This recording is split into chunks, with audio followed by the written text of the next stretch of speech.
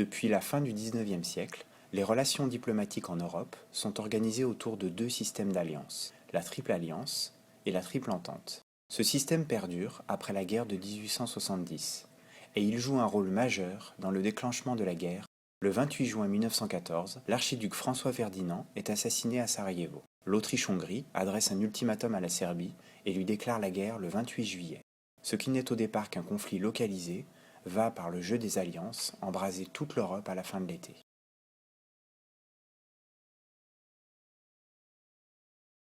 La guerre a été imaginée en amont par les états-majors. Le plan allemand prévoit un vaste mouvement tournant à travers la Belgique pour atteindre le territoire français en évitant les zones montagneuses et fortifiées entre Belfort et Verdun. Le plan français prévoit une double offensive en Lorraine avec un fort enjeu psychologique.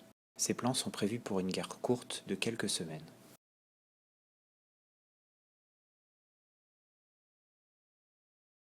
La bataille des frontières est lancée le 2 août. La première armée de Dubaï se dirige sur Sarrebourg, la deuxième armée de Castelnau sur Morhange. Rapidement mise en déroute, les troupes se replient sur Nancy dès le 20 août. Les Allemands suivent et occupent Lunéville le 23 août.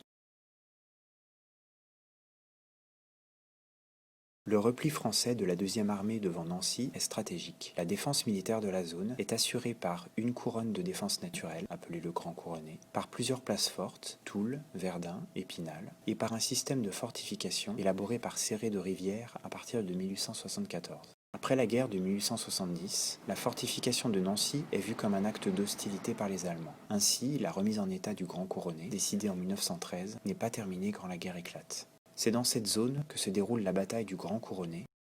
Elle se décline en 3 phases.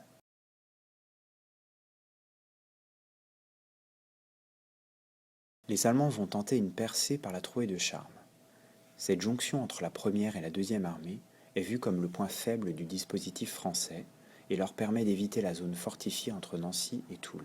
Les troupes allemandes gagnent du terrain au centre le 24 août, mais sont arrêtées dans leur progression. Les Français attaquent aux 2 ailes, obligeant les Allemands à reculer. Cette première journée de combat est marquée par la violente destruction du village de Gerbévillers par les troupes allemandes en représailles. La contre-offensive française se poursuit le 25 et le 26 août. Elle est marquée par la bataille de Roselières, la tenue au plateau de Flainval et au Léaumont, et la résistance dans les villages autour de la forêt de Champenoux et du bois de Crévic.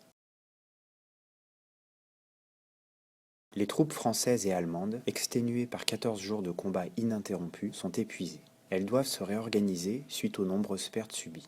Les Allemands modifient leur tactique. Ils décident d'attaquer Nancy de front en essayant d'enfoncer les défenses du Grand Couronné.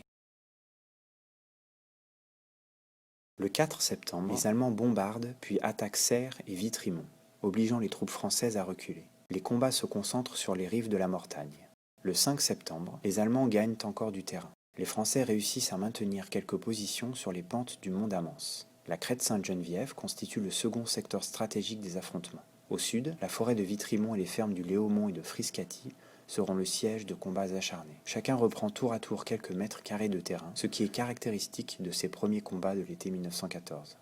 Castelnau envisage un temps la retraite vers Toul et l'évacuation de Nancy, alors même que Guillaume II vient visiter les troupes dans l'attente d'une victoire allemande. Mais la deuxième armée française se doit de tenir devant l'enjeu stratégique et psychologique que représente la tenue du front lorrain durant la bataille de la Marne. Le 7 septembre est le point culminant de la bataille. Les Français réussissent à reprendre l'avantage à Amance et sur la crête Sainte-Geneviève, barrant ainsi la route de Nancy aux Allemands.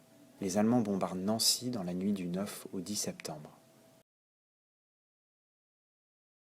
La victoire franco-anglaise de la Marne rend vaine la tactique allemande d'encerclement. Les troupes du Kronprinz battent en retraite le 12 et le 13 septembre. La victoire du Grand Couronné va permettre de stabiliser le front lorrain de Sainte-Geneviève à Saint-Dié pour toute la durée du conflit. Ce secteur sera un des plus calmes du théâtre des opérations.